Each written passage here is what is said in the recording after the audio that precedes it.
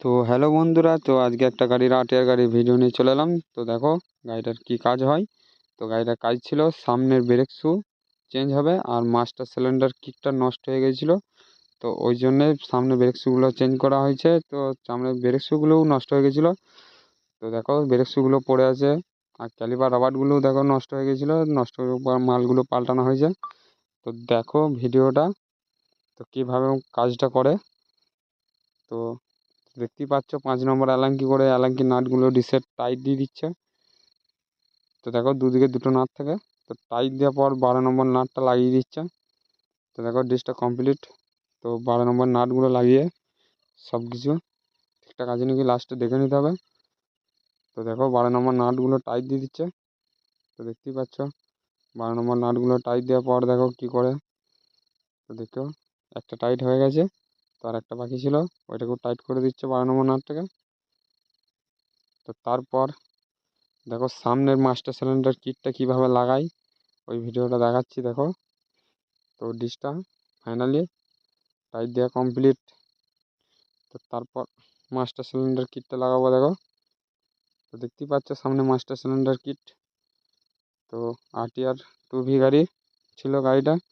তো দেখো master cylinder কিটটা কিভাবে লাগাচ্ছে। তো দেখতেই পাচ্ছ এটা হলো মাস্টার সিলিন্ডার কিট। এটা মাস্টার সিলিন্ডার কিটটাই নষ্ট হয়ে গেছিলো। তো দেখো নতুনটা কিভাবে লাগাচ্ছি। তো দেখো সম্পূর্ণ এদিকে লকটা লাগিয়ে দিচ্ছি দেখো, তাতে না যেন বেরিয়ে আসে।